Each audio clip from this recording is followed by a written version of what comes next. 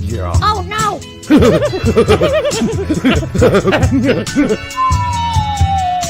Matt, what the hell was that?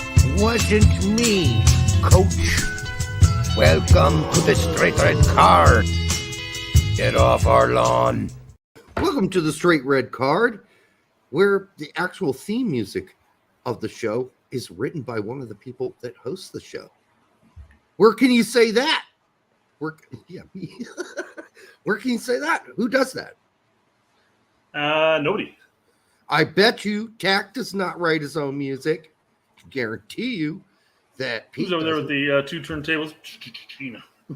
I don't know. Maybe they did make their own theme songs. I thought the turd got fired or something. I was scrolling through the chat for so long looking for him.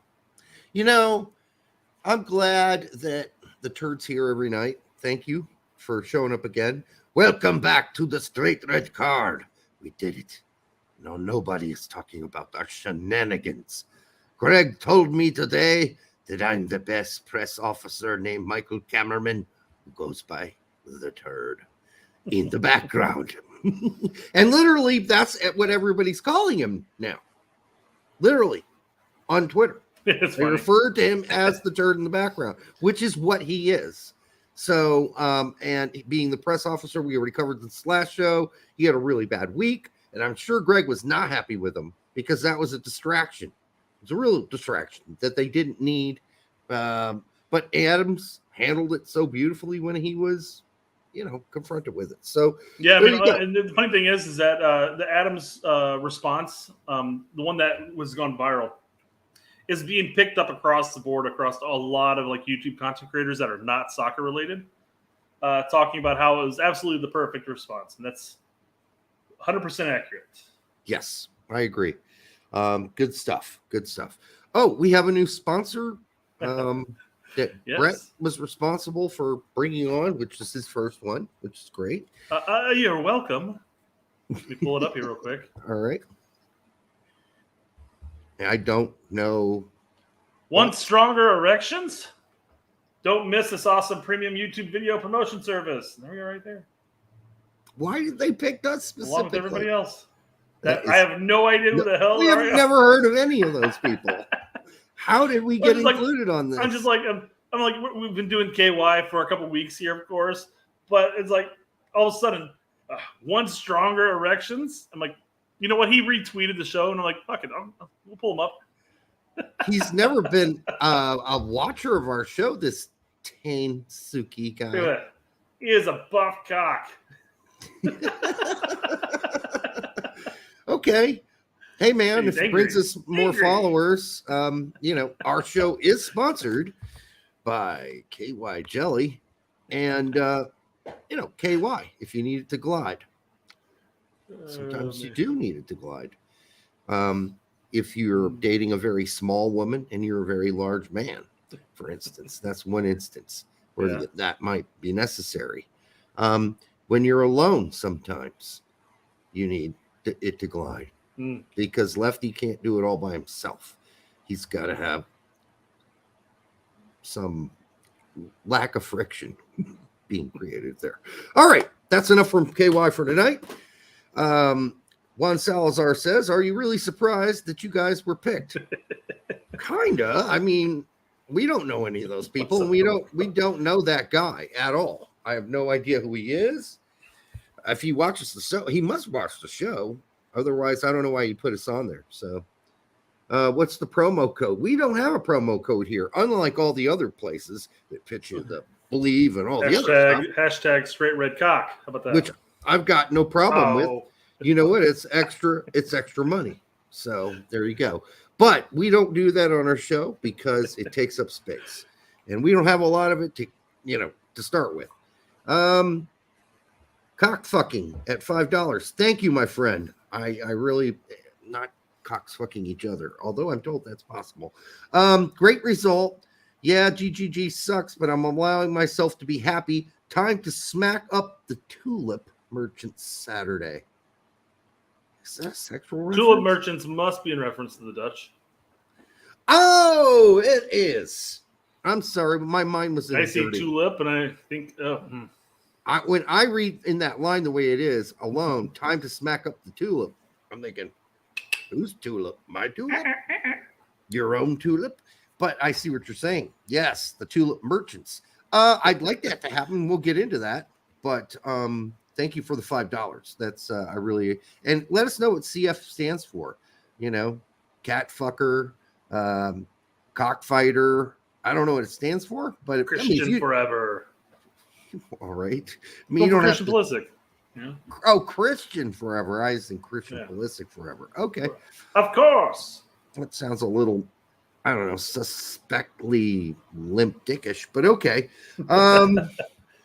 What else we got? Well, we have. Let me get rid of this chat real quick. Chris Gary here pulls up a great point. Hey, Brett, only 4 more wins until your $10 bet wins. Oh, you did some betting.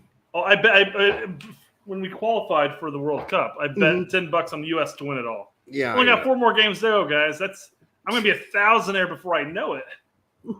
Score. No, but today I cleaned house. I mean, basically, I got back up to where I was prior to World Cup qualifying started.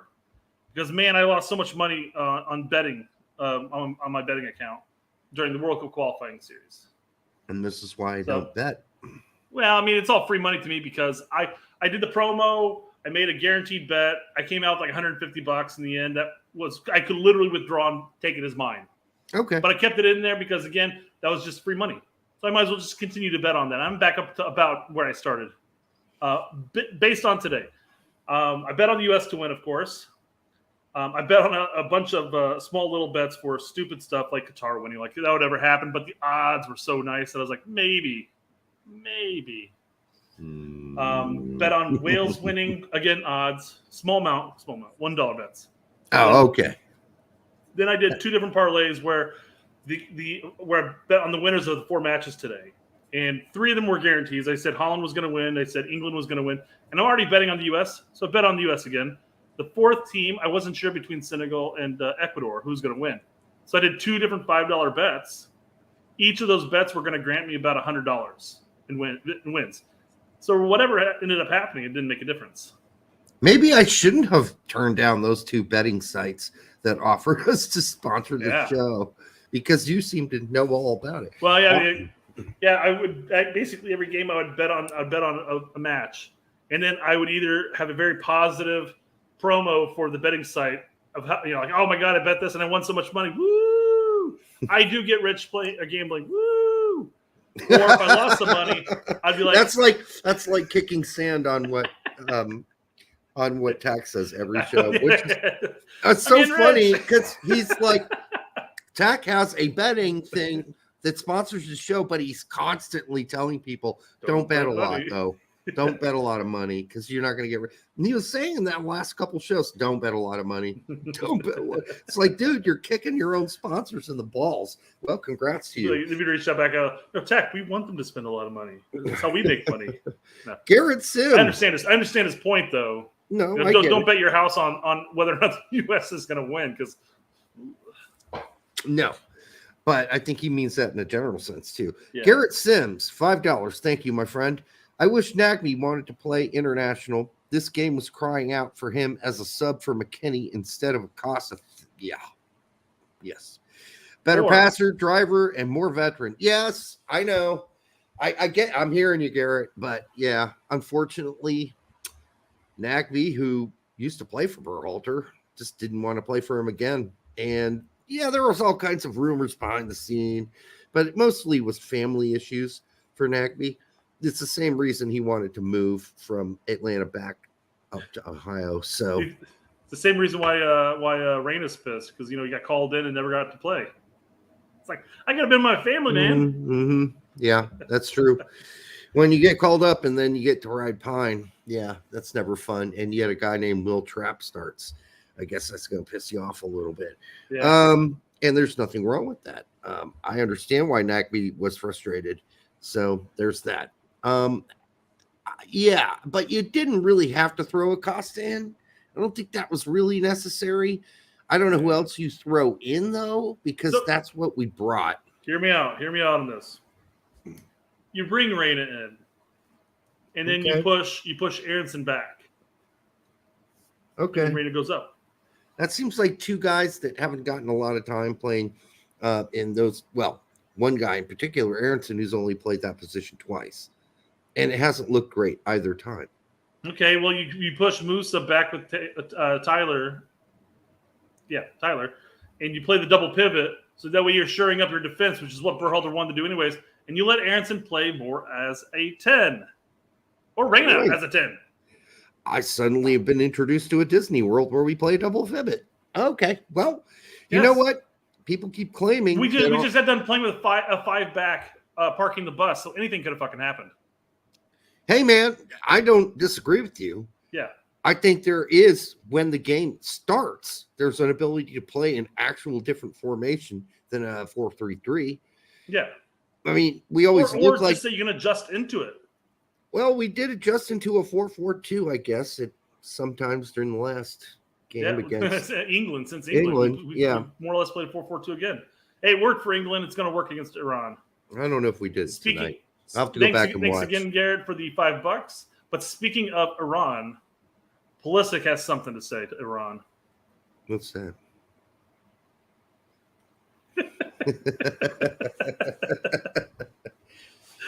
I saw this and I'm like, I got to put this up here. This is great. He should have put, it's pronounced I lost, not Iran. There, that would have been great. Yeah. Oh, that would have been perfect. But let's see the small text underneath. Christian Pulisic did not say this after the U.S. advanced with a win over Iran, as far as we know. Man, in small print? Yeah. That's not a nice thing to do, but he didn't put the quotes. Well, he did put quotes on the bottom of okay, I see.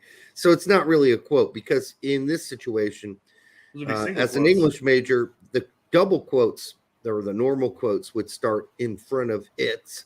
Yeah. And then you'd have the single quotes around eliminated and Iran, and a double quote again after the single quote at the end. Okay, I hope everybody got that. That was a lesson in how to use quotations.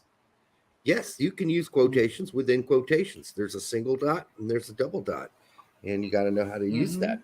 So if your teacher didn't teach you that in high school or college, and you still don't know what the fuck I'm talking about, I don't know. Let us know. I'll explain it again. It's like explaining what offsides is to the guy that's just watching soccer for the first time. Offsides, yeah. Offside. The offside rule. There you go. Yeah. Chris Gary, Derek, I learned that in the 3rd grade. Oh, Chris. Of course you did. Not everybody did, though. I mean, I taught a class at college at IU called 131.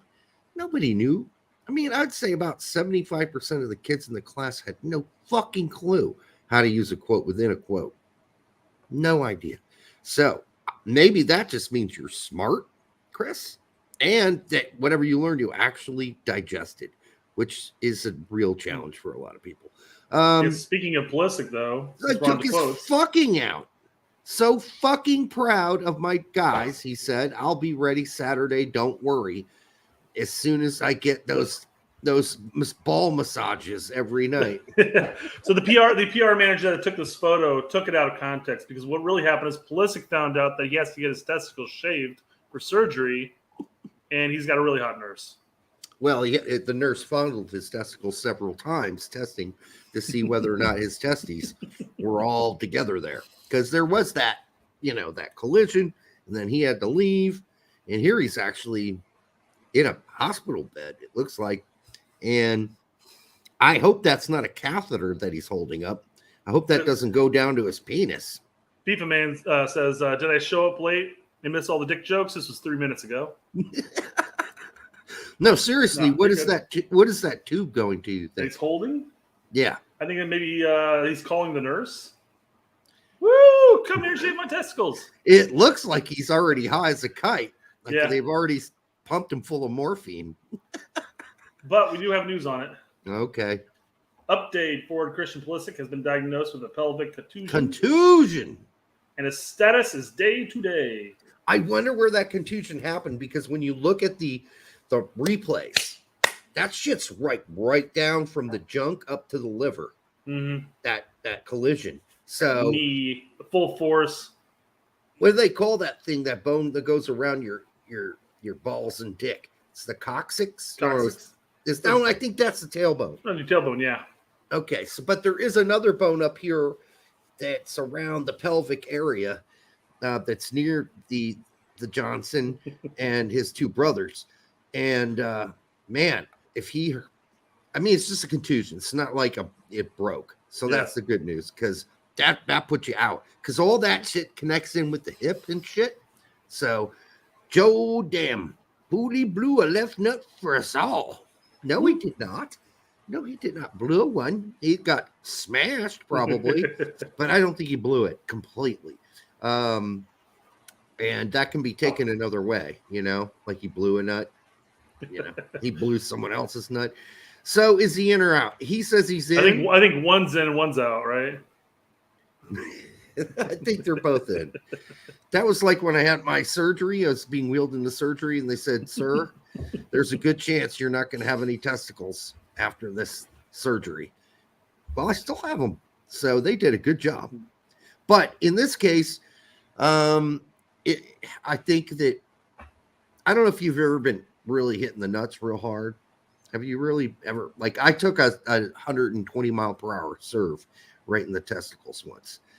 I've got the grazing effect where the ball goes, it just like grazes everything. That's pretty miserable. But I'm pretty quick to react playing soccer. Pretty quick to react when the ball is actually heading towards my nuts. No, I am too. I was playing Rod Steiner in 1987 in the state regionals, and this guy had a fucking serve that was so I'd never seen anything that fast. 120, 130 miles per hour was not normal in the 80s. You didn't see it at all, actually. You just felt it, right? I did see it, and it was long. It was out, but I couldn't get out of the way of it, and it hit me right in the plums. And my girlfriend was there watching, and it took me 10 fucking minutes. But guess what? When I fell down, guess what I was cupping, what I was holding when I had that problem? My ball sack. And in this case, it looked more like, because Pulisic went down and he started holding his plums, but then he eventually he put his hands up. Whereas I think if you got hit right in the plums, you'd be holding the plums a little bit longer. So I think he actually just got hit like either side of his Johnson in the marbles. I think he's going to be good. I saw speculation about Sargent's Achilles. I know he was walking around after the game, and it looked fine. So I think he's going to be fine too. Although he looked like he hyperextended, then rolled his ankle. It looked to be a mess, but don't worry, he looked fine. He looked fine after the game. We got walking around. I want to thank Chambers WI that's Brett W for posting. They officially found the X-ray of Pulisic's injury. You ready to look at this? Yeah.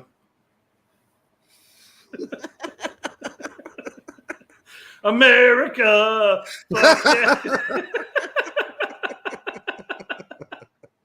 That is awesome. This is content you don't get anywhere else, guys. And that's why he can't get the chicks. The end of his penis has a fucking beak on it. And that is really uncomfortable during. Holy Christ. Because he's hooked up with chicks. They get together. He whips it out. They're ready to go. And she's like, "You got an eagle for a dick. I'm not fucking that." You must hate America then. She's like, "That looks like it's going to hurt. I don't think I'm going to let you put that in there. But I'm the virgin. Come on. When am I going to ever get over this virginity thing? When your cock's not a fucking bird. That's when." All right. Oh, thank you, Brett W, for that. That made my night. You're springing all kinds of weird shit on me tonight. Yeah, this is a good first 20 minutes here. All right. You think you want to get into sad eagle noises? Ah! Oh. Let's take on Davies. Why not? Right on. And I just want to start. There've been so many good videos where we could have done this too. Listen, I mean, people think that maybe we're picking on Heath or we're picking on Davies. We're not picking on him. Hey, I sat down and I watched the whole 50 minutes of the show, and I enjoyed it. I also wrote down 6 minutes of content that we can bring up here. Yeah, I'm just busting their balls a little. Jimmy's been on our show a couple times, and he has no problem with the fact that we bust their balls a little. Although we haven't had to bust Jimmy's balls much. It's usually Heath or Davies, honestly. And that's not on purpose. Trust me. If Jimmy said something crazy, which he has once before, I have called him out for it. But, Jimmy's technology was like mine. He couldn't get in the show. He'd be in there for 5, out, back in for 2, out. So I would just recommend, Jimmy, please, no sunglasses for the show. Can we not do that? I wear my sunglasses. And it's at night. Yeah. Come on. That's straining my I don't know. People might say, well, why do you wear a hat, Eric? Well, I wear a hat, and so does Brett, because we don't want to comb our hair for the show. It's really easy. You just throw on a hat and you're like, I don't care how bad my hair looks. For me, it's singular hair. But there's never a good excuse for wearing sunglasses. Sorry, just isn't. All right, what do we got here? Okay, so in an earlier show after the Wales game, Davies had made a comment along the lines that Sargent just wasn't doing it for him as the 9. And the problem is we don't have a 9. Now, this could have actually been after the England game with Hodge there too. I don't remember. It was. This is after the England game, I believe. No, well, this isn't. No, yes. Technically, yes, this is too. But no, the one we're talking about was, yeah. So, he's like, oh, yeah, Sargent is just not doing it for me at the 9. Do you have a clip of that? 9. We need to throw it way at the 9. Do you have a clip of that? No. Oh, fuck. That would be so great to put that, like, side by side. I didn't sit down in this chair until literally as I pulled up. No, I get it. But it'd be so cool to show the absolute, like, diabolically mirror opposite opinions in 2 days or 3 days. Or, know. I guess you can come out and say, hey, I didn't feel like Sargent had a good game, which I would disagree with in the Wales game. I thought he had a perfectly fine game. He just never got the ball. I didn't think it was his fault that he did not have a good game. How's that? I wouldn't even say it was a bad game for him. I mean, he had a couple miss hits, but that's about it. Listen, I can't say he played like shite. But, he wasn't part of the game. We were playing with 10 men, and it wasn't his fault. He showed for the ball. No one passed it to him. They just kept going around him like this. Yeah. He ran a lane. No one kicked him the ball. Whereas today, people were actually looking for him when he made a run. Except one time, Ream blew a beautiful run, but I won't get into that now, where Sargent had checked, raised his hand, gone around the back line, and started making this run down this channel, and fucking Ream just missed it. He didn't see him. So, but that's the only criticism basically I have of Ream in this whole fucking World Cup, which is saying much. Yeah. So then Davies comes back after calling basically all 3 of the 9s like it's their fault that the 9 position is a wreck. All of them are so we don't have a 9, is what he said. And now he comes back and says, after saying Sargent was a beast today. Oh, Sargent, hold up play, his involvement, the runs, both sides of the ball, defending, checking back. Just Josh Sargent brought his A game today. Someone call him out. If I would have picked him Jimmy today, but after today, he's the 9. Outside of not scoring, all those other things are the only things that Sargent has been able to do with the national team. Any 9 can do that. I mean, not any 9 can do that, but that's all that the 9 has been doing for Berhalter's system is his hold up play, his distribution, is this, is that. All that has always been there. It's just people bitch about the 9s because they're not scoring, and we've talked about this. The system doesn't. And so did Charlie. Yeah. And now we've got a whole different story because Sargent had a more involved game where he was involved in many of the plays because the way we systematically went about going about it today changed the way we were playing. So I don't know what Charlie's watching, but this is the same Sargent that he hated who started the first game. Now, to your point, you made before we played the clip. This is a much better game for Sargent than the Wales match, but I wouldn't say that Wales match was a bad game for him. But this one, he stood out a lot more. 100%. Well, Charlie thought it's much more dangerous. Charlie didn't like him in any of his appearances so far. To the point that he said, "We don't have a 9." Now he's saying, "Oh yeah, we do. It's Josh Sargent." My 9. Yeah. Yep. He's a game or two behind the rest of us. You know, when we always talk about eating crow, mm-hmm. sometimes you have to say, "Listen, I know I said this the other day, and I was just wrong." Okay.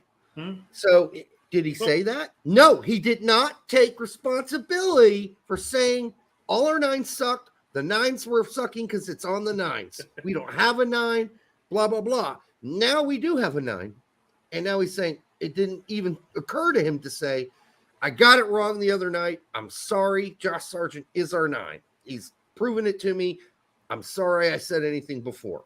Well, anyway, I'll tell you, doing these shows and stuff like that, and I know they do a live stream every fucking day. Dude, he just said it. I know. But there are times where a show will be up for 24 hours, and then somebody will say, I can't believe Derek's saying this. And I'm like, I don't recall him saying that exactly, or probably even to that point. So there's definitely the possibility that he just doesn't even recall saying that Sargent's not a 9. We don't have a 9. Come on. You're being too nice to Charlie. Being a very nice guy here. Come on. Well, he's not only Jimmy's going to come on our show. The other 2 guys don't want to come on our show, or they would have come on our show by now. I'll reach out to Heath. All right. I would reach out to Davies, but I haven't seen Davies on the twits all that often. But then again, I don't know, my feed gets... I'd love to have Heath on the show. You know, I wouldn't mind having any of these 3 on the show. It'd be great. No. I'd have them all on. But, Jimmy's got pretty thick skin. And, as long as Heath has that too, I think we'll be fine on this show. So we're going to disagree. We're going to disagree with him at some point. Ruganaga says MMA is a good midfield. Not good for our 9, so. And that's a great point to bring up. Because typically that's true. It wasn't today. Sure. Because Josh Sargent was given the freedom to roam, which he hasn't had the freedom to do before. He was coming back to get the ball, and he was sometimes all the way back to our 18, though. Yes. Like he had some really nice defensive plays on that our right 18. It's almost as if Berhalter said, our 9s are so fucking useless. Let's just set them free and let them do whatever they want.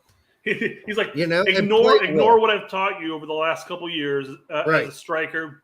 Do what comes natural. You do you, boo. Because it was funny because I was telling some people about that. Like when Berhalter got fired from Hammerby, yeah. The article there's a famous article that everybody brings up talking about how he got fired because the offense wasn't creating enough chances. And it's carried over. Yep. Maybe he's learned, said, hey, striker, you do you. I can do everything else. We move the ball around everywhere else perfectly fine. For whatever reason, we're just not integrating you. You get into some space and get integrated. When we're in the final third, our 9 is supposed to sit on the 11th meter mark. And that's all they do. They don't move. They don't do anything. They don't help in the build-up at that point. And today, he did. He'd come back. In fact, we saw him out wide a few times with the ball in possession. You hit him in way of flip-flop from time to time. Yeah. And they played a 4-2-2 at some points. 4-4-2. I mean 4-4-2. What did I say? Well, were we down 2 players again? What the hell? Was that when Pulisic was out? Does he count as 2 players? Yeah, because he has 2 balls. I don't know. All right, let's keep playing it. What do we got here? Let's see. This is Heath goes on like a 2-minute rant about various things that I just thought was a great thing to bring up here. So It's just Heath talking. Okay. All right. We'll split up here. I watched this earlier, but I don't remember any of it. Look at these details. Unbeaten in the group stages. 2 shutouts in the group stages for the first. Barking ads.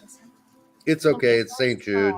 At St. Jude, it was just worthwhile, but first time ever. Yeah. Yes, it is not the most beautiful things, but there are times that it is beautiful. There are times that we're playing well. Am I critical of Shaq Moore coming in over the other options that we brought for the 19 right backs? For sure. Do I think he's the right guy to come into those matches? I think he's proven that he's not there yet.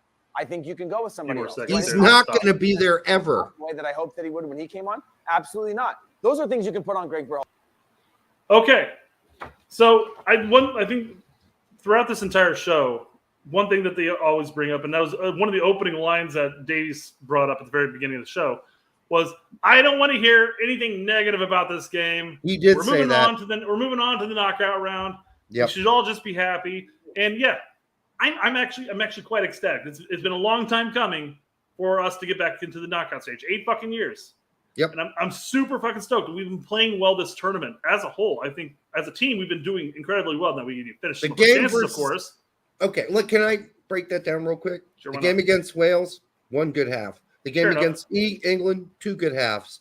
Tonight, 1 good half again. That's all you need sometimes to win. Mm-hmm. So, but we should be honest. We've played 4 good halves out of 6. That's not unacceptable. That's okay. That's pretty good. Like, I'd say a 4 out of 6 isn't bad. 4 good quarters out of 6. I think that's not even what I expected, honestly. I thought we'd do 3 good quarters. Halves, excuse me, not quarters. Fucking idiot. Halves. 3 good halves out of 6. And now we played 4 good halves out of 6. That's nothing to be that embarrassed about. But yeah, there are issues. There's some fucking issues. And well, they need to be talked about. What he talks about then. So let's break down what he's basically said. 2 games of the shutouts, undefeated in the group stage. We're moving on. Those are things that we should give all fine. Props to Berhalter. All fine. He had a game plan for each match. Came out every single game started off strong. Only to your point, only one of the games you continued strong. But you got to give Gregg the credit for coming out with a solid game plan for each match with the team they put out there. Good work, Gregg. Good work, Gregg. The starting 11s have been fine. Yes. It's the subs that have sucked. Yes. And that's also what he goes into talking about there. He says, but, do I agree that Cannon or Moore should be in over the 19 other right backs we brought? No. Am I upset that Haji isn't doing what we thought he would be doing? Yes. But I mean, that's 99.99% of Twitter. This is who they always talk about. Sure. They always talk about the naysayers on Twitter. The negative people. But this is all 99.99% of the people are saying. Yes. I haven't seen a single person come out and bitch about the starting 11. This gets back to the same fucking point we've been making for a while. You guys do not get to decide who can be critical and negative because you guys, that is Heath and Charlie, have been critical and negative at times. And you can't just say, well, we're the only ones allowed to do it. Well, you're not really saying that, but you're kind of intimating that about people on Twitter who you think are being unfairly just negative because when you're on Twitter, by the way, you're usually making a comment or you don't have a lot of space, right? So you can either make a positive comment or a negative comment because there's not room for both. All right. So, I mean, who knows? Elon's talking about doubling the amount of characters on a post. I guess maybe then you can put up like little bullet points. Here are the things we did great. ... Yes. Here are the things we did shitty. ... Yeah. And then people can be more nuanced on Twitter. But right now, that's not how it works. People have a short space to make their point. And if one of their points is that Berhalter is horrible when it comes to making subs, and they might have other thoughts about the game that are positive, but that's their post, that's their tweet, then you can't fucking shit all over them just because you're assuming that's the only thing they got to say. It's just that's how Twitter works. You only get to say so much, and then you got another one you got to put out, maybe it says the positive stuff that no one's ever going to see. Yeah. I don't know. I just think we're so fucking hung up on like who's allowed to be negative. I don't fucking care. Everyone's allowed to be negative and critical. That's the whole point.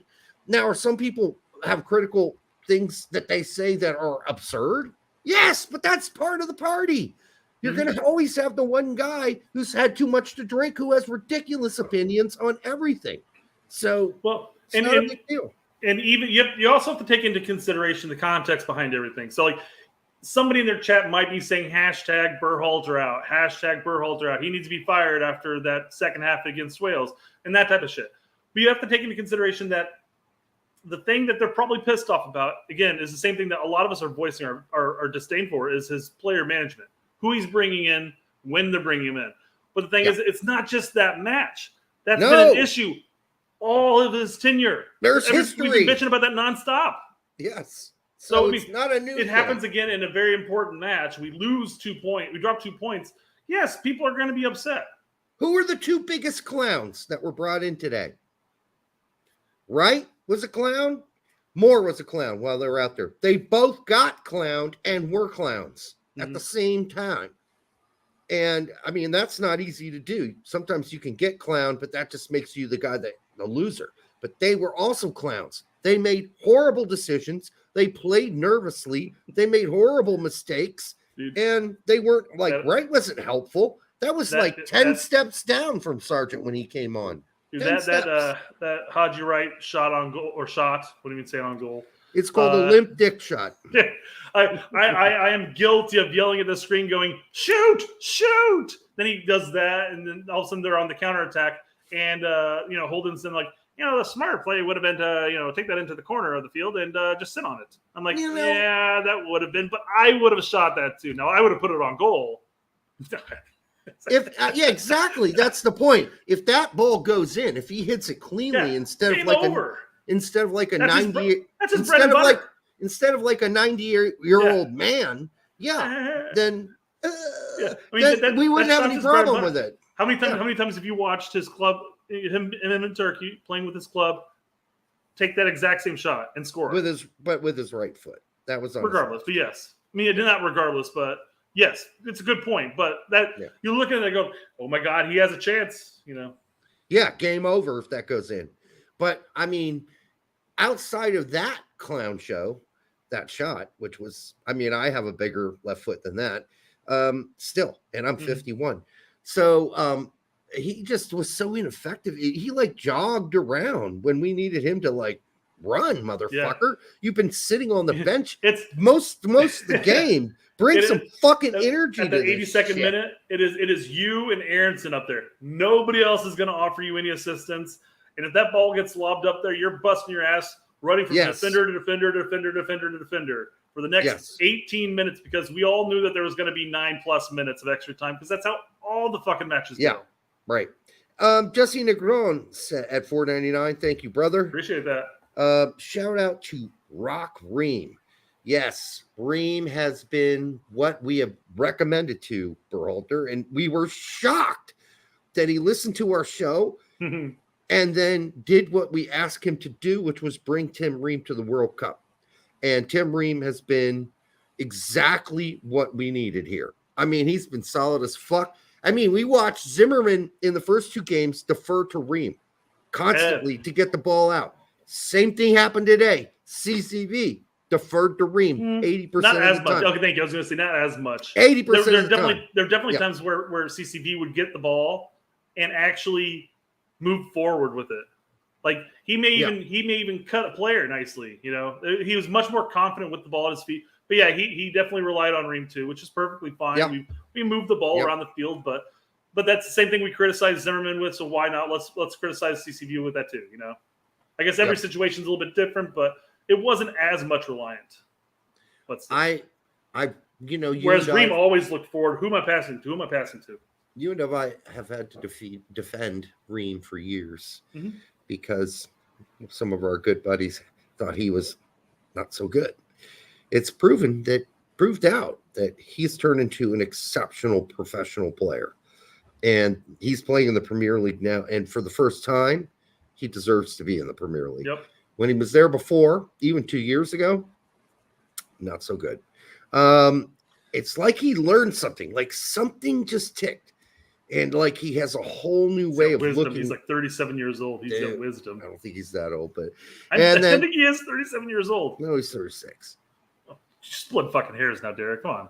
He might be even 35, but I think he's 36. Shout out to Rock Ream. Okay, we got that. That's cool. We love Ream. Mm-hmm. It was also cool seeing a lot of players who we used to watch on U.S. youth national teams bring on the Netherlands. I think we have a good shot against the Netherlands. I think they might play in such a way that fits right into our wheelhouse, just like England. Mm-hmm. I mean, this is not the Dutch teams of the past. Okay. Well, I mean, they're definitely going to be coming in with confidence, and I hope that they're going to look at this and say, well, maybe they're not the pushovers we're expecting them to be. Dutch are thinking this about us, of course. But I feel like they're going to be confident in the sense that they're probably going to think that they're the favorites, which fair enough to them. But that, again, it works in our benefit because it opens up the pitch. I really hope they come into the game, the Dutch, thinking they're going to stomp all over us, because that's when we're gonna bitch slap them. Who was it? Did you hear? Was it Van der Vaart? He had a phrase. He had a comment about Dest, basically saying that I like. It's like I like Dest. Herc talked. No, Seb talked about this to Herc.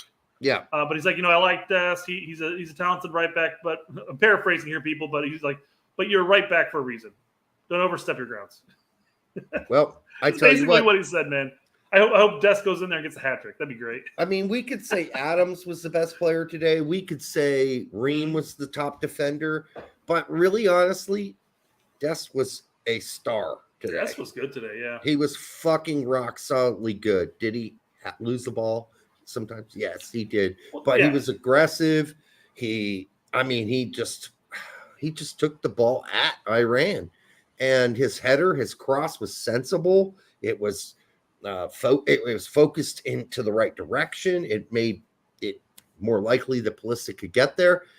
I think Dest has been like one of the more impressive players so far. The irony behind it is that he's playing better while playing more conservative on the defensive end. Like, he's picking and choosing his times to run forward. Yeah. And now, mind you, he also has a great chemistry with both Musa and McKinney, whoever's on that side, but also great chemistry with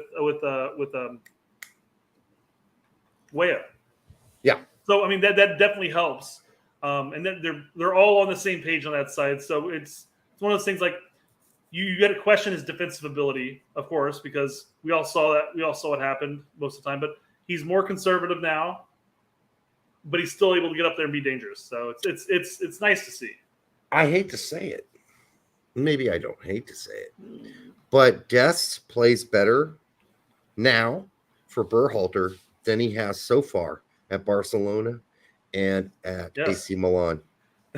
Yes, 100%. I'll agree with that. Yes. It's like Berhalter really understands his limitations and has given him like a guidelines that make sense. Like, you can go forward here, but make sure you cover back when this happens. Like, it really seems like Dest has an understanding of where he needs to be depending on where the ball is on the field and what the situation is. Whereas before, when I watched him at Barcelona and I watched him at AC Milan, I thought he was clueless. Not all the time at AC Milan, but mostly at Barcelona. I was like, I don't think he really understands what he's supposed to be doing right now. He'd go back when he should be going forward. He'd go forward when he should be going back. So, Christopher Ellie, thank you for the $2. I wish Ream would be 35 forever. So does Pep Guardiola, who basically said that Ream's been one of the best center backs in the Premier League all season long, and that if he were younger, he'd be playing for Man City. That's quite a high praise thing for Pep to say about a fucking center back. He has never, I mean, he might have played him when they were in the Premier League before Fulham, but I mean, he hasn't seen Tim Ream for 2 years. He doesn't know who Tim Ream is from a freckle on his asshole. So, unless he uses a mirror. But anyhow, that's rather here nor there. And if he's into that, but it's nice to hear things like that. I think everybody watching Ream so far this season with Fulham, as well as Robinson for Fulham this season, knew those two guys were clicking. And I think we felt the same relative way about Adams and Aronson for Leeds, although Fulham have played much better than Leeds this season. So and you brought up Robinson, man. How many heavy touches did he have today? a lot. A lot. He needed he needed to tune it down just a little. Here's what I think. Too much adrenaline. Too much. Yeah, that's one of the things. Here's what I think happened. Robinson's receiving the ball. He's thinking he's going to be pressured immediately. He looks up. He sees that he's not pressured, but he sees where his man is. And he's kind of torn between, do I get rid of the ball first time or do I take a touch? And in between two different moves. And it's just a hard touch and he gets dispossessed. Yeah, and there were other times where he was on a breakaway and his first two touches were really good. He was going down, progressing down the field, and that third touch was like way too far in front of him. And a defender just gained possession. So he just needs to know when to chill still. That's one thing Jedi still needs to learn. It's like, okay, when I am bursting forward, I need to keep the ball closer to my feet. I can't just like have a bad touch. And there are other guys that had bad touches today too. But he certainly, that was something everyone could see. He was going at it like at 1,000% tilt, and he need to chill that out. Just a tad bit. All right. Do you want to finish this? We have so many more to go through here. Yeah. For sure. But in the way that this team plays and this way that this team's fighting, at a certain point, we got to give some credit too. I mean, these numbers are pretty incredible, and it's an exciting time. So I know it's not the overwhelming sentiment of everybody. All right, before we get into that, I think a lot of people do give Gregg credit for this. But this is another talking point, is that if you're critical of Berhalter for something, that means you don't like him. Or even if you don't like him, doesn't mean that you're not going to give him credit. Because people are always like, oh, you have a hate boner for Gregg Berhalter. I'm like, well, I mean, they say it like tact and Pete. And like, oh, you just hate, you can't say something nice about him. Like, well, then you don't watch your content, because they do say something nice about him. They do. But then they do talk about stuff he can still improve on. Now, they may not have the piss and vinegar that we have on this show.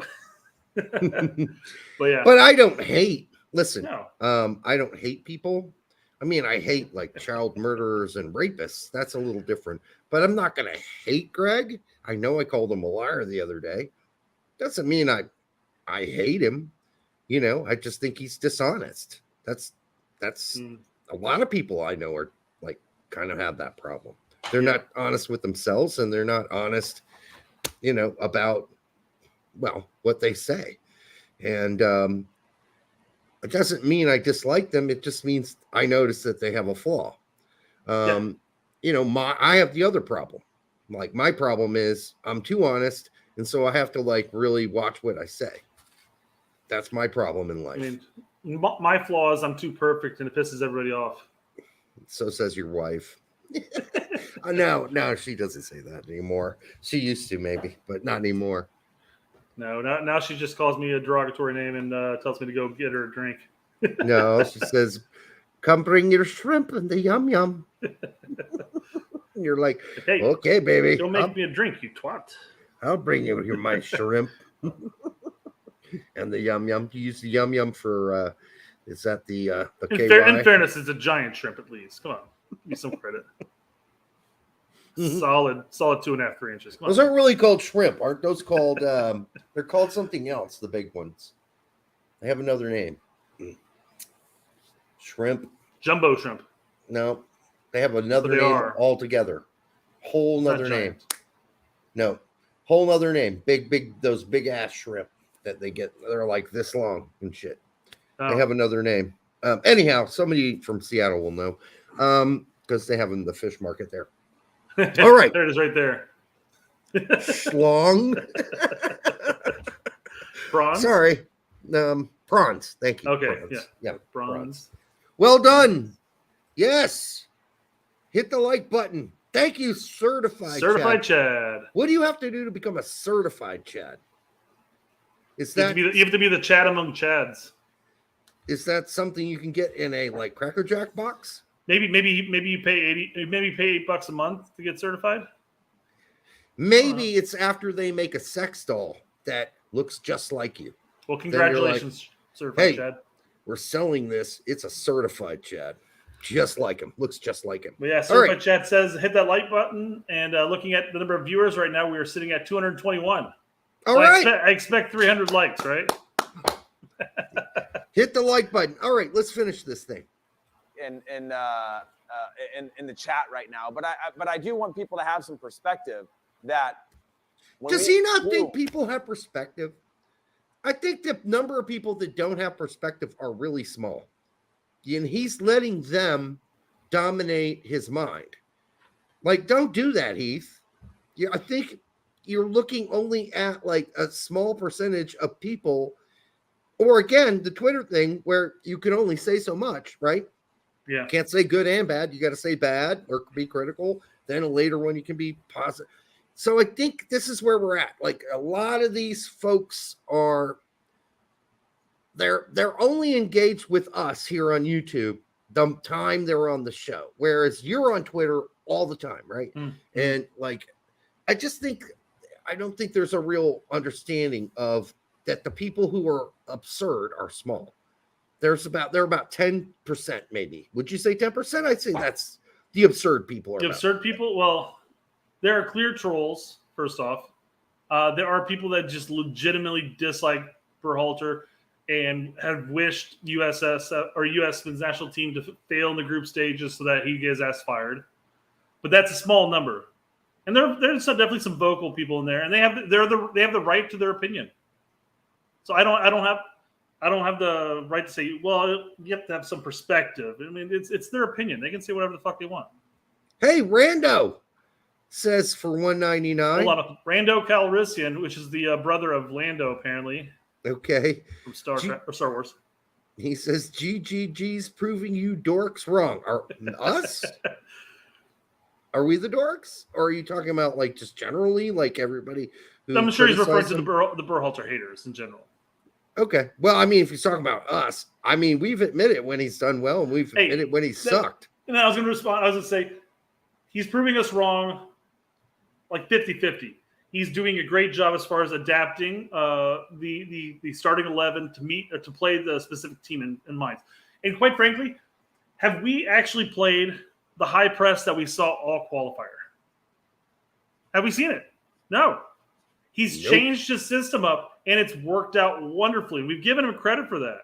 And he's even gone to a 4-4-2, especially in the defense, and we've given him credit for that. And John Brooks is saying, God damn it. I could play a mid. I could play a mid block. God damn it! But we don't need two left center backs. So, and then he finishes in GGG. We trust. I don't know if I'd go that far. I don't think I'm not ready to deep throat some Gregg cock at this point. I think he's got his faults. I'm sorry, he does. He just does. But hey, you want to call me a dork? I'm all fine with that. At least you can call me a douche. We're going to continue here. And he blamed it all on Walker Zimmerman because he made a huge mistake against Wales. And we were talking about fire Berhalter, MLS players. Thanks for the $1.99, Rando. Going to go out, blah, blah, blah, blah, blah. It's 2026. Let's focus on that. You know who's doing that right now? Canada. You know who's doing that right now? Ecuador. They're talking about 2026 because they had a chance to go through and they are out. I don't know what your point is. So what? Well, I mean, not only that, but Harry. I mean, in the England match, of course, you can look at all the missed opportunities that we had and say, well, we could have blown these games out of the water. Absolutely, 100%. Not discrediting that by any means. But I mean, it was still tied 0-0. Harry Kane missed his heading opportunity that everybody assumed was going to go in. Iran had that curling ball that I thought was going in, but it went wide early in the second half. And then they had the last 20 minutes of just to pummel us constantly, including one that went through Turner's legs, and Zimmerman had to clear it before it went over the line. I mean, okay, we were a hair's breadth away from being Canada or Ecuador in this situation. Fortunately, we grinded it out, which is a Berhalter special usually, but we got through. Yes, I'm not complaining about it. I'm happy as pig and shit, even though I like it. I'm really happy for the guys. Yeah. I really am. I think this is going to be a really good experience for them 4 years from now to have already to experience this. Berhalter has made some good decisions, but Berhalter is very fallible. He has lots of things that he does absolutely wrong. And it's okay to say it. Okay? He lies. He's dishonest. He tells fairy tales. He makes up stuff like we're going to prove to the rest of the world or whatever that we're going to change the way the rest of the world sees U.S. soccer. Who fucking cares about that shit? He said all kinds of jackassery. That doesn't make him a bad person.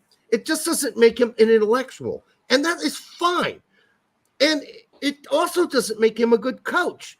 He's a fucking fairly average manager who's had some good moments in picking lineups that are starting for this World Cup. But don't tell me his subs have been good.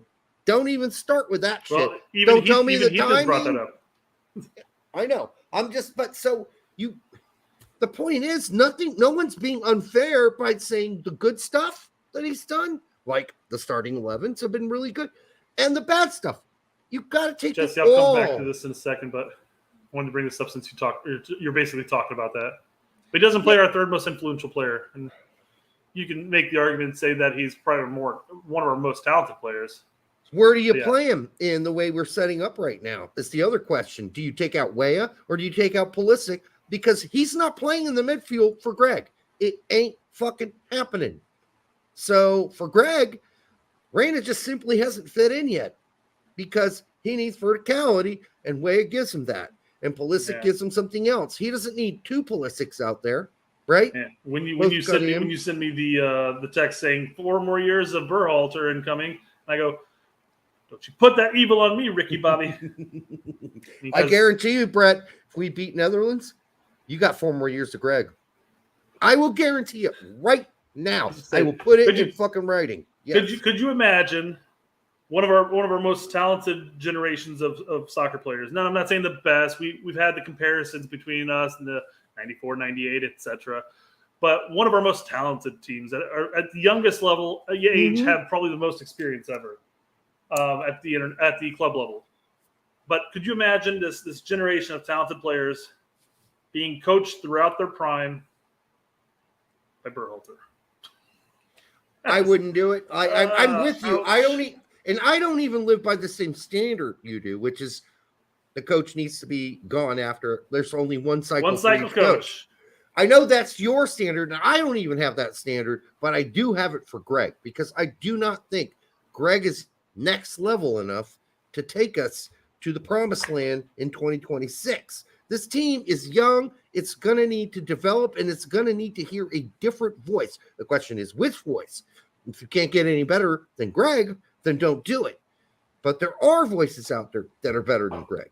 So that's something we need to consider. I don't want to hire anybody like Tata Martino, and I'm glad we didn't hire him because he's a stubborn prick who has no flexibility, and it's all about him. So fuck him. I'm glad Mexico picked him. And guess what? He's not going to have a job as soon as they're out of this World Cup. He's gone because he's a pain in the ass. And he pissed off a lot of players that would have benefited Mexico in this World Cup. All right, Jesse Negron for $4.99 says, Derek should bring the blow-up doll back if we beat the Netherlands and do some nasty things to it. Derek, do you have the video up yet for your performance with after the England match? Not yet. And he's doing a little bit of editing, guys, a little bit of light work. But we will eventually have a video up of what happened that night after that England game. And although can't quite figure out what the fuck I'm going to do at the ending because we only had a binary ending, right? And it's really we had a win ending and then a lost tie ending. Right, but the tie was not bad because we dominated the game, so it's not really like we lost, right? So it was a good tie, but it's not good enough for me to fuck the British doll, right? It's not good enough. It's good enough to say, hey, we met in the same room. You pulled out yours. I pulled out mine. Everyone was happy and we all went home. That's about how that ending is. It was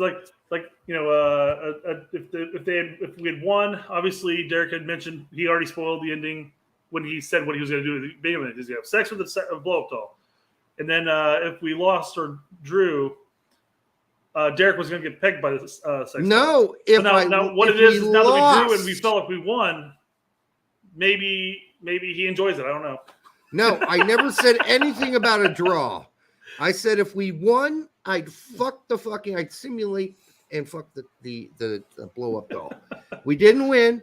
We didn't lose, so the doll didn't get to peg me either. So, I mean, hey, man, you make bets in life, and sometimes a draw just works out the best for everybody. It doesn't it? Maybe we'll post both versions of it. That's Okay. well, it'll be a choose your own adventure. Choose your own ending. Yes. I like that a lot better. We'll probably just do that. You know, when we were starting that cartoon and putting it together, and you were putting it together, I wonder if we ever really considered the fact that what if there's a tie and we were really good? We never really considered that as an option. I just assumed the tie was going to be us being very defensive and not really having many chances and getting dominated. Was I wrong? Dominated possession-wise, etc., and that just didn't happen. It didn't pan out. So, all right. Thanks, Jess, for the $4.99. Dankeschön. I'm not going to sit and say that there weren't things that drove me nuts throughout the game. I was pacing back and forth. When they put 9 minutes on the board, I was like, we don't have it. We're going to tie this game. We're going home. This team does not have 9 minutes. And that is when he lubed up his dildo and did a little relaxation with it. Because seriously, dude, we were all pacing, but let's not use that as the reason why you're not allowed to complain, which is what this is part of the argument he's making. And that's just, it's like, oh, yeah, even I was nervous. Well, we were all nervous. So what? That doesn't mean that other people can't be critical. I think he goes on to other aspects of why he was nervous, and that includes the reason why we were all nervous too. It's just the sub choice and the option to bunker down for the last 25, 30 minutes or whatever was just a bad 25. Yeah. Was just a bad way of doing it because here we are, shitting bricks. I wasn't nervous at all going all day, going into the game. I wasn't nervous at all because I knew it was must win. We're going to go for it. It is what it is. But come once Acosta got thrown in there, I'm like, I saw the writing on the board. I'm like, it's going to go more defensive now.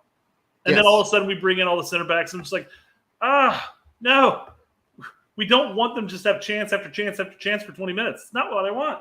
The oddest part is the most calm I was during the 9 minutes of extra time. Oh, no, that was the worst for me. And I just said, you know what? At this point, if it ends the time, we're out. Oh, well, I'll just suck it up. I'll move on with life and our show will be done for a while. No one will watch it. All right. Moloko 5. Thank you, Moloko. Moloko 5. Is that a band? Are you like a boy band? So it's a Moloko, a town in Russia. All right. For $5. Thank you very much. Berhalter's possession play system with MMA owning the midfield has not conceded in the run of play for the entire group phase. Talk about that. For fuck. Yes, sure. Yeah, we have been solid as fucking hell defensively. No one's complaining about Ream.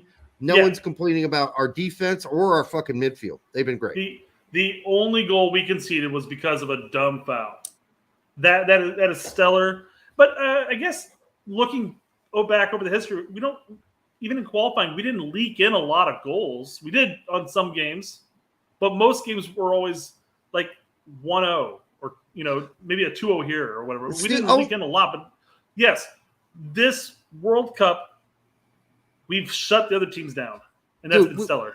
We have never come out in the modern era, let's say 1994 and on, got out of the group stage only giving up one goal.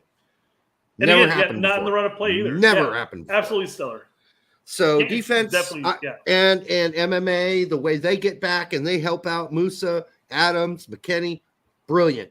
Fucking stellar. Again. Love that part of Gregg's system. Where Gregg breaks down, it's in the final third. That is his biggest issue. That's where he doesn't know how to help these guys figure out a solution. And maybe you could say, they need to figure it out themselves. But I don't necessarily think that the way we're set up always, today better, gives us enough solutions. So, and I will say there were definitely we should have easily had anywhere between 2 and 4 goals today, easily. I'd say 2 for sure.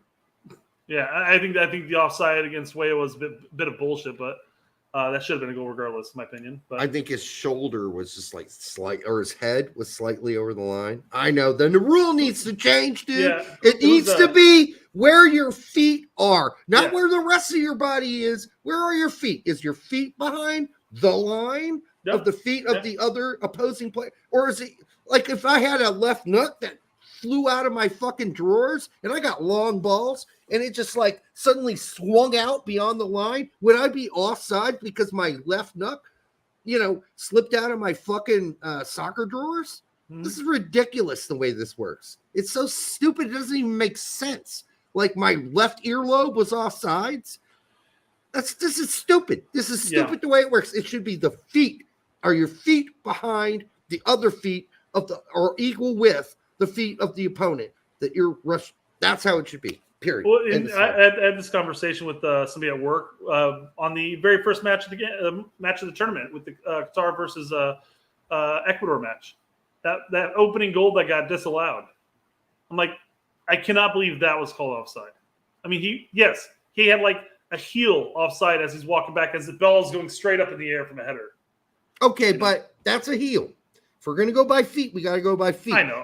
I don't want to see somebody. It didn't benefit him, basically, is what I'm saying. I don't want to see offsides called because someone's forehead is slightly ahead of somebody else's forehead, or someone has a boner and it's projecting out of their drawers and they're leaning too far forward and the top of his peckerwood makes him offsides. This is ridiculous. The body parts up here shouldn't matter. It's like, where are your feet? Where are your feet when the ball was hit? Are they even with or behind the defender? That's what and that would make this whole thing so much easier because now we won't be measuring.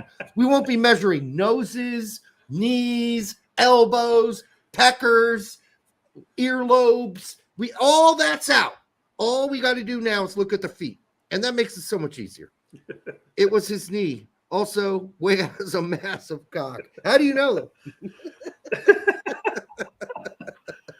All right, where are we at on this? All right, can we be done with Heath?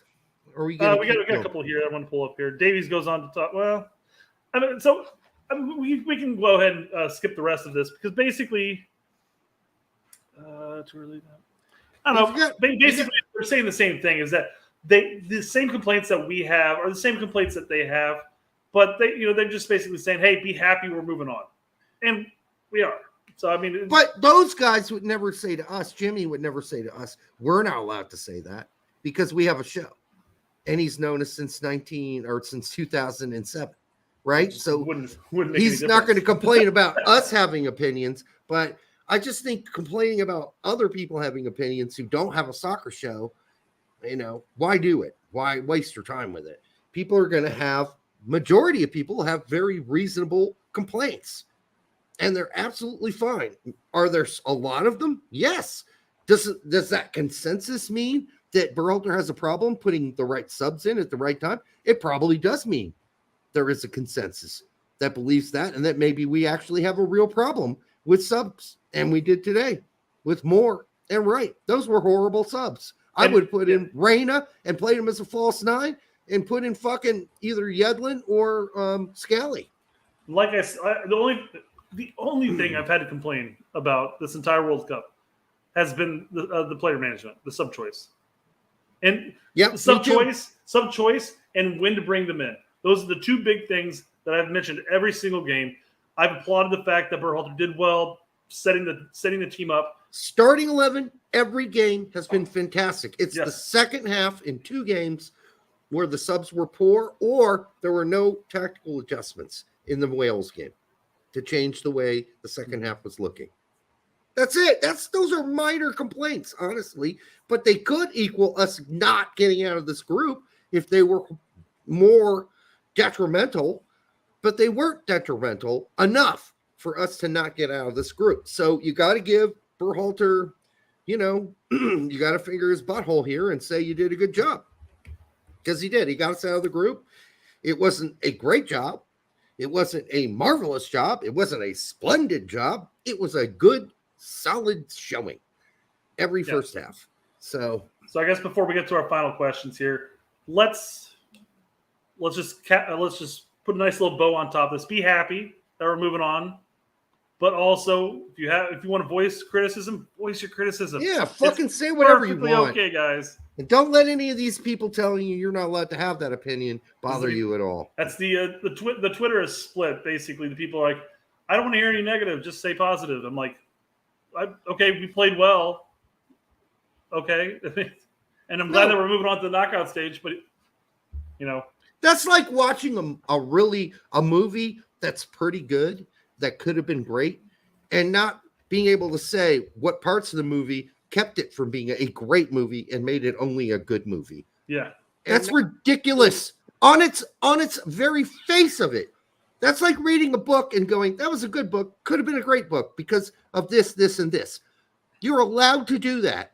You're allowed to say why something's not awesome or great or fantastic or whatever. You're allowed to say, you know what? This book would have hit another level if the following 4 things were in the book, or if the following 4 things in this movie would have been done better. This would have been a great movie instead of a pretty good movie. Okay.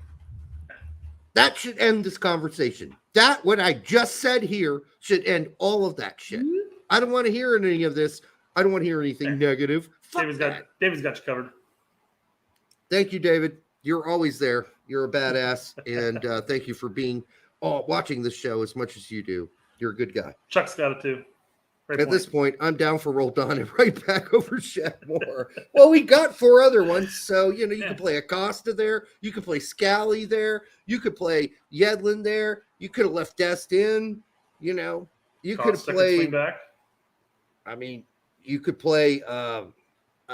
Who's the? We could go to a 3-back center back instead. Long could play there. Yeah, let's not do that. Let's not get all into right. that. All right. But generally, all the complaints that we had about Berhalter playing Long, we're going to get Long. Well, Long's not there. He's not even in the picture. So you've got to be able to say, Berhalter in the very end stared death in the face and said, you know what? I don't want to meet my maker right now. So I know what I've got to go with Ream. And he did. That's a good thing that he noticed that he had fucked up for the last 2 years. All right, at center back, and he fixed it by picking Ream. That's a good thing. It's not a great thing that it took him that long. I mean, a normal person wouldn't have taken that long. I really don't think. But he did. All right, John Retch. Or is it Rech? Yeah. Let us know, John, if it's Rech. If you're not German, it's just Retch here. All right, GGG doesn't like Bundesliga players. It certainly smells like that at some points, doesn't it? Yeah, Brooks got axed. Scally doesn't play. Reyna doesn't play. Yeah, I don't know. All of those players, the reasons they're not playing or not here have different. There's a different dynamic with each of them, but in some similarities as well. But I hope it's not German, because hey man, Berhalter that's a German fucking name, dude. So you don't fuck with the Bundesliga players now. No, his last name is pronounced the German way. Glash. Okay. Sounds like you're trying to clear your throat there, Derek. Let me clear my throat. Drop. That's a Beastie Boys beginning to a Beastie Boys song. What is it? That song is on a corner on a hot summer's day, just me and MCA. I don't know. Whatever that song is. Is it two MCs and one DJ? No. That's a great fucking song too. It's on the second one. I mean, I say the second one, but the first album in '85 that dropped. Licensed to Ill Belief. How am I forgetting this? Anyhow, I'm getting old. Man, how do I not remember that? Is Pulisic going to be ready on Saturday? I didn't realize he got hurt. He did get hurt.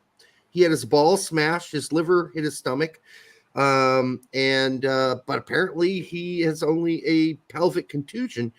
but they did ram his balls and his dick into his pelvis. So I'm sure it hurt a lot, but it only left a contusion. I can only be thankful that Pulisic wasn't hard when he scored the goal. That would have might have broke a bone. It came later with the nurse. So. It's yes. Derek, is it troll alert? I don't know if that's what he's saying, because he goes, yes, it's on License Still album. I thank you. I wasn't an idiot. Thank you. And Rocky's saying it's 3M season 1. Goddamn, Brett, you nailed it. Woo! You're hot tonight. I said 2, but I was wrong on that front. But yeah, it's 3. 3 MCs, because you've got fucking song. Yeah, you got. And Jose has it too. So what you want is the best. It is my favorite song, but that's off a later album, and it is one of my favorite BC Boys songs of all time. The video is fucking phenomenal. Brass monkey. They're all in that funky monkey. Beep, beep, beep, beep. All right. All right. Am I crazy, or are Reem and Adams playing at team of tourney level? I would certainly say so far, if we continue deeper into this tournament and we keep getting 1-0 wins and whatever, then Reem is definitely got to be considered, and Adams as well, because that's their role, making sure we keep clean sheets and win 1-0 games. So also never thought there'd be legitimate reason in 2022 to post this clip, but so I'm not going to post. We're not going to play the clip, but I can basically tell you what it is. This is from Gold Member, and he goes, "There are 2 things I hate when people do: disrespect other people's cultures and the Dutch. Or 2 things I can't stand." Yeah. You probably could have played that. You probably could have. You're right. It is like a quick 7-second clip. Right. But I'm sure we'd have to fight that for 30 days just to get our money. Whoever owns the rights to the movie, whatever it be, Paramount or whomever. All right, what else we got? Clown Halter. Gregg Clown Halter says, I've been thinking about the Reyna situation. I think GG is going for stability and familiarity. Reyna just has not played much with the national team due to injury, and Weah has locked the spot down in his absence. I think GG sees Reyna as a bench player for this tournament. I don't know if that's exactly how I describe it, but it's close. I think he sees Reyna not fitting into what he wants to accomplish each game. And we don't play CAM. Mr. Wiggins, for having a name called Gregg Clownhalter, that is a very reasonable and logical take on Gregg. Yeah, it is. And I think there's something to it, because honestly, I don't remember who said it. Was it Herc today? He's like, well, what have you done? Subbed in different. And he said, I would have brought in Reyna in the second half. And I'm thinking, what? Why? I mean, unless you're going for it, that second goal, you don't bring in Reyna, because Reyna is not a motor guy who's going to provide you a heap load of intense defense. He's not bad at defense. Would I brought him in instead of Acosta? I mean, yeah, probably.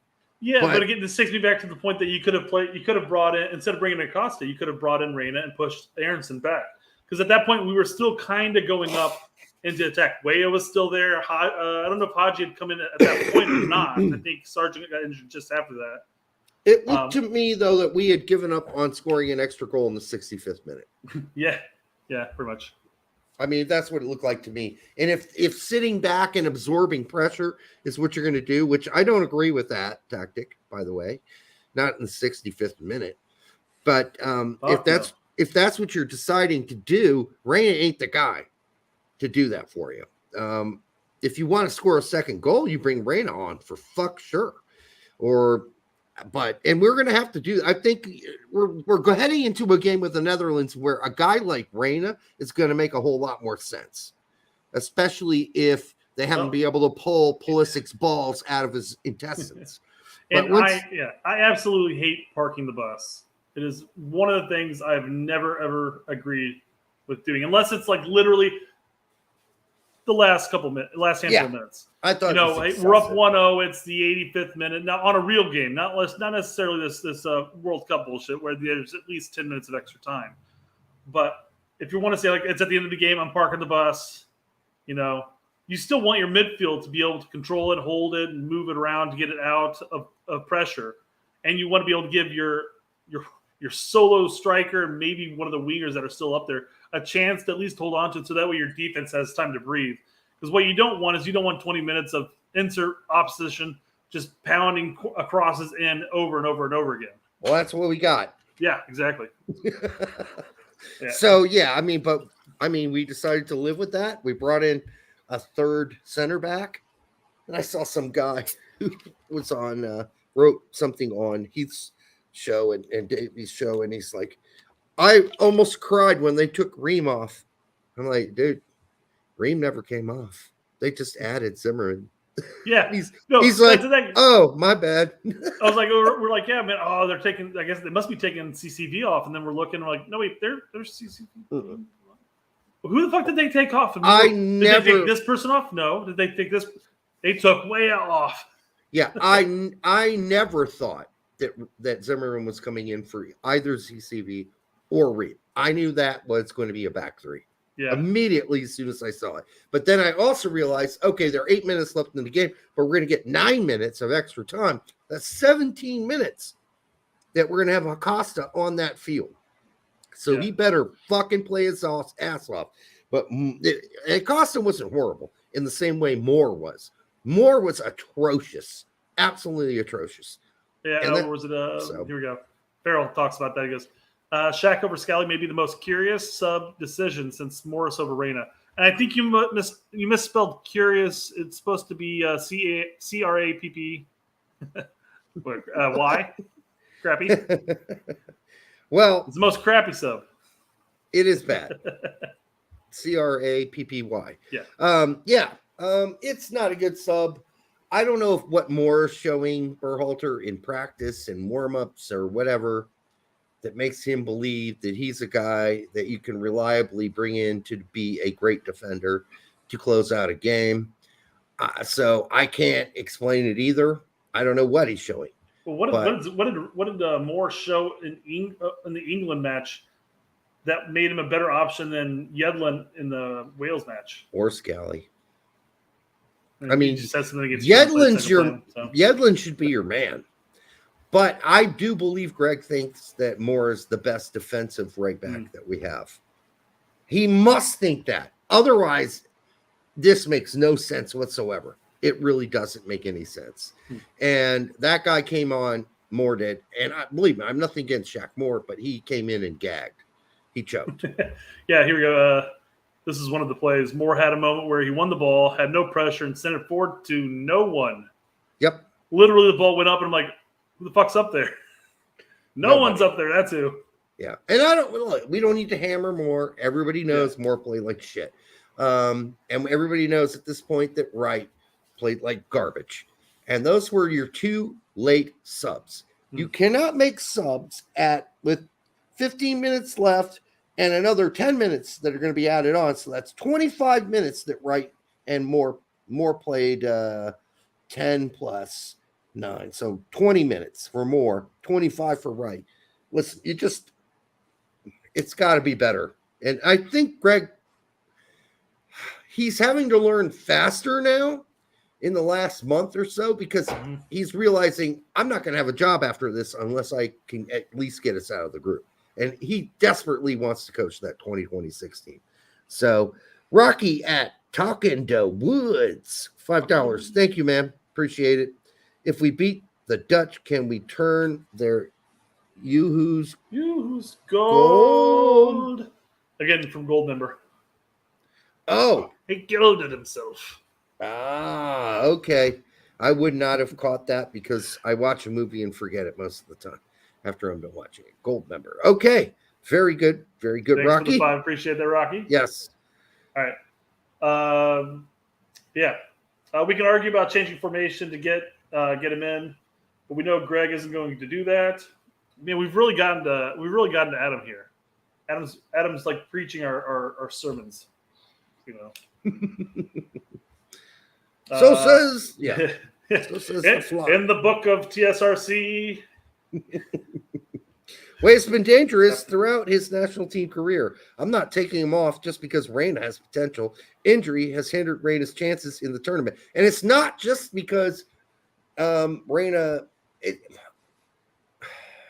It's because they're two different players altogether. Weah and Reyna it's night and day. Reyna is a very skilled guy that'll weave around and wiggle around. Weah is a guy that goes, bam, straight forward into the gaps, takes the ball, is quick. I'm not saying Reyna's not quick, but that's just not his MO, okay? So it all depends on what Gregg wants to do, and he wants at least one of his two wingers, since Pulisic's going to be cutting in all the time, to be a threat out wide. And that's what Weah is, and I don't think Reyna can be a threat out wide. I don't think he's a more of a cutting in guy too, just like Pulisic. So you'll just have two guys cutting in. So I'm not going to explain it because I am not Gregg. I don't have to explain Gregg because I am not Gregg. Gregg should explain Gregg. That would be really nice. But maybe Gregg doesn't want to give away how he's setting up to the opponents. I have no idea why he won't tell us why he plays Weah over Reyna, or why Reyna gets no playing time. Yeah, he should, though. He should tell us. But I do think there's an opportunity coming up here versus Netherlands that makes Reyna and his skills possibly makes him likely to come in to play those last 20, 30 minutes. I think we could see that against Holland. But we'll see.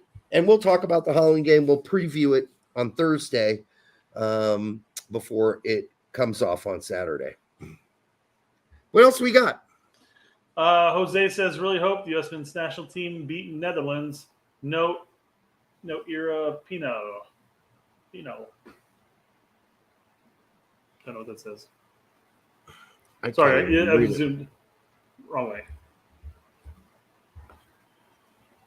Oh, that's not a penalty. Ah, That's what he's saying. I gotcha. That's bullshit. Like, that's a fake. That's a dive.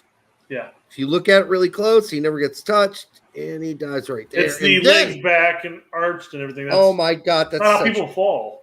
Look at it. Oh, my God. I love that part where he's like, right here. Oh, okay. I think I could. Let me play this up right here. Oh. Here. Let me add the gunshot. There you go. Not a penalty in Spanish. That's what I said. You know I don't speak Spanish. In English, please. Right there. This is a shotgun. Bam! Right there. Shot. Yeah. Somebody should draw red wouldn't really show up, and maybe like a green laser pointer on his back. Bah! Brett, that wasn't even hard Spanish. If you can't read that, you got some work to do. Come on, man. I live in Indiana. I mean, it's about as far away from Mexico as you can Oh, get. come on. Have you not seen how many fucking Mexican restaurants there are in Indianapolis? Are you blind? Come on.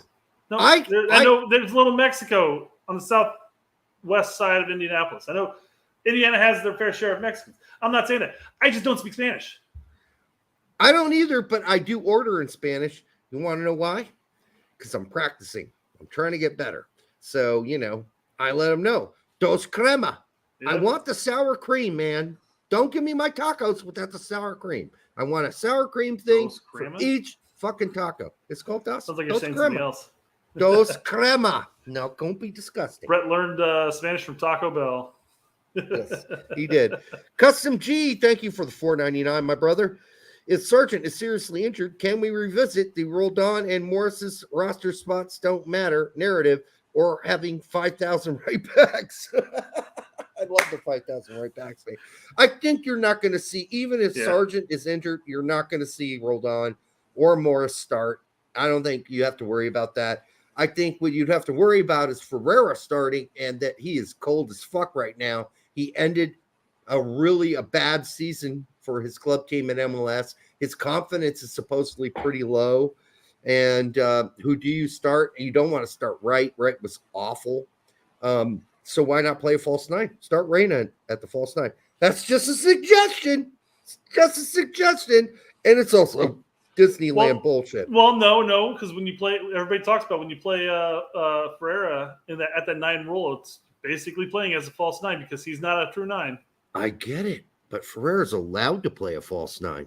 Reyna's not in Gregg's system. Reyna's not allowed to be a false 9. I wish it were true that Reyna starts as a false 9 in the next game. I wish it true. Yeah, I want it to be true. Make it happen. But, I also wish that Sargent's not really that badly hurt, and it doesn't seem like he was that badly injured because he was walking around with no trouble at all after the game.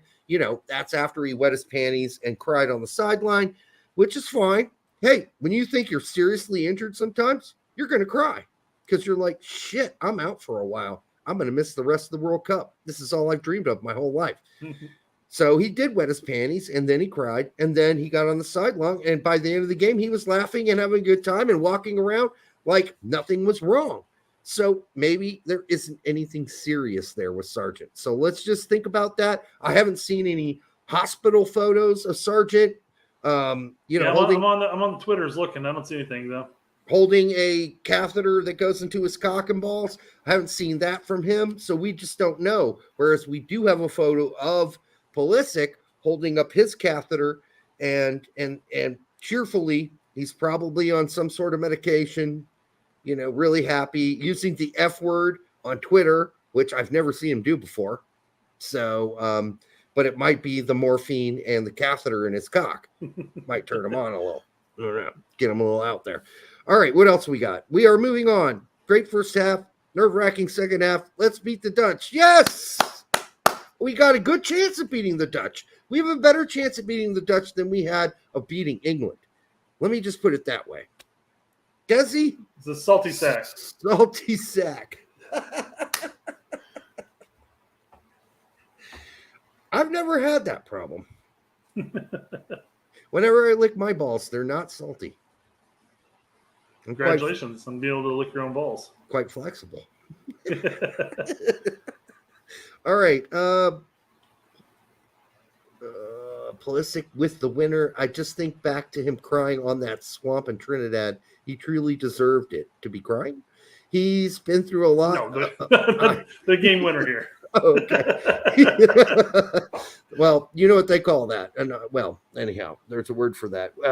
Shit. There's an actual term for it. Shit? No, it's not shit. He's been through a lot for his club and country, and with injuries. Poetic that he's the one that sends us through to the last 16. That's a very nice post by you, Chris. Very nice. Yeah. All right. Chris Gary says Derek can finally say Pulisic hurt his left testicle and be correct. Yes. He rammed that and his cock and balls all went up, hit his pelvis really hard. Well, everybody at the hotel's rowdy. When is this, before or after the game? It's after the match. After? Has to be. Well, when else would they do this ecstatic? What the fuck is Pulisic holding? His intestines, his liver, I don't know, popping out. His cock and balls in a box.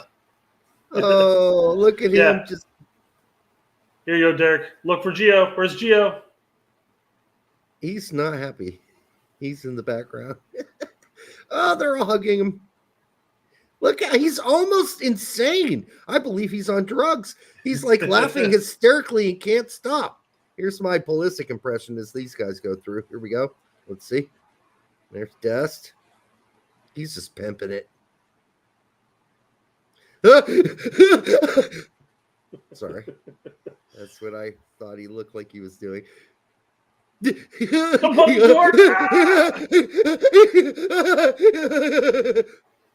Sorry. That's what he's doing. I'm sorry. That's what it looks like he's doing.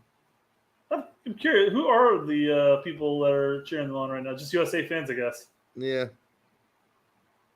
All right. Yeah. We've already looked at it's pronounced eliminated, not Iran. It's pronounced I lost, not I ran. All right. I still think that would have been the much better one. Yes. Although nothing against them. They were pretty decent guys for most of the match. No dirty play. Yeah. I mean, maybe Klinsmann got to them. Maybe the whole we didn't talk about this yesterday's show, even though it was in the title. But Klinsmann gave him the whole it's in their culture. It's a dirty culture, Ooh, yeah. Klinsmann. I understand you're talking about soccer in this sense, not their actual culture, but you got to be careful with what you say. Yes, you do. That's never something Klinsmann was good at. So, well, the funny thing is, they come out like, yeah, a lot of people are pissed off with that, Klinsmann. What do you have to say about that? They misinterpreted me. They're idiots. They didn't even say they're idiots, but that's basically what he said. Oh, he's not saying he's sorry. There's no way. He's like, I didn't say anything wrong. I'm talking about their culture on the field. They play dirty, physical soccer. And, of course, the time they're saying that, they're showing clips of Iran basically tackling, like rugby tackling the Wales players. So. Well, there was this one time when one of his teammates asked him to take, because he was one of his teammates was going on vacation, and Klinsmann lived next door, and he asked him to take care of his wife because she had the flu. And so, yeah, Klinsmann went over there every day with a bowl of soup. And before you know it, some shit was going down. And in fact, when this teammate came back, Klinsmann, had her strapped up and was, giving him the old rimrod right up the poop chute. And, didn't even say sorry to the dude. He was like, sorry. He's like, oh, I've got to leave now. And, the guy was like, what the fuck are you doing? What? I left you here to take care of my wife, and now you're giving her the old heave-ho up the poop chute, and you're not even going to say sorry? I'm like your best friend. It's ridiculous. The guy has no ability to say sorry. And, yes, that's a made-up story. All right. What else we got? Oh, yeah. Oral. I think you meant thermometer, not thermostat, but the old anal thermostat treatment. I was just checking a temperature. Yeah. I just wanted to make sure her insides were warm. She's much better now. I wanted to find out if they were cold or they were hot. I can only do that by putting my dipstick in. All right. Yeah, this is from USMNT National Team Twitter, 15-second video. We saw this. This is just a still clip of it. But this picture says everything you need to know. Yeah, everybody's excited, and like Raina's like, fuck this shit. Well, we've talked about for years when Raina gets into his mopey stage. Yeah, he's mopey. He has a little mope face on. He's moping. All right, we got anything else? Let me just make sure there's nothing else popped up while it's on there. Doesn't look like it. All right. We'll play the video, my music video again soon, but not now. Not now. It's too important. Too many things going on. But thank you for joining this sausage party that we have here every Monday, in this case, Tuesday. Were there any chicks out there tonight? Let us know. Well, I mean, we had our highest viewing population here, like 240 some or something like that. Hey, if you're a gal and you're watching the show, let us know. We're certainly not here to offend anybody. Yes, we make dick jokes and ball jokes and all that shit. It's harmless. It's harmless. We're not obsessed with cocks and balls or anything like that. We're just, it's a part of our language. I guess our culture. Here at the Straight Red Card. That's just what we do. Don't take offense to it if you're a gal out there or whatever, whoever you are. Perv? What's I calling us a perv? I saw, I ran away. Okay. All right. Those are going to be the last final comments. We will be back on Thursday for a preview show of the Netherlands game. We will be back after the Netherlands game at 8:15 on Saturday to talk to you about that. And I hope when we do talk about it, I'll have to clean some jizz out of my pants because keep an eye on that time for the game on Saturday because we may have to push that time up. I don't have to verify some things. Why? The game's at fucking 10 a.m. Yeah, no. Well, what do you got? Let's not the 8:15 kickoff time for us. Oh, we'll talk about this off air, and I'll verify some details. You got a lobotomy scheduled? I got I think that's the day I'm doing Thanksmas, where we get with our friends and we have big Turkey Day meals. The day of the game? Later on in the day, yes. It's not going to start at 10 o'clock, man. The game's going to be at 10 o'clock. I'll watch a game at home. And then I'm saying, we'll talk about and figure out a time for the Saturday show. Because otherwise it might be slightly inebriated Brett getting on the show in a closet downstairs in the basement of somebody's house. All right. Well, I guess I'll take ass. I'll take acid, so we're equal. There All you right. Until the next time on the Straight Red Card, thank you for showing up tonight and supporting the show. I still have this massive gash in my tongue, so if I'm lisping or sounding funny, that's why. But when we come back on Thursday, I should be fully healed, but we'll see. I might bite it again. Apparently at night, that's what I'm doing. Until the next time on the Straight Red Card.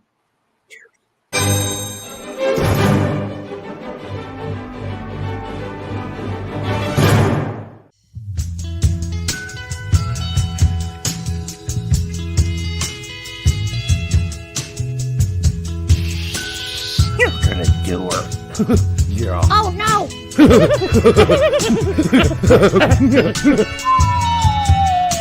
Matt, what the hell was that? Wasn't me, Coach.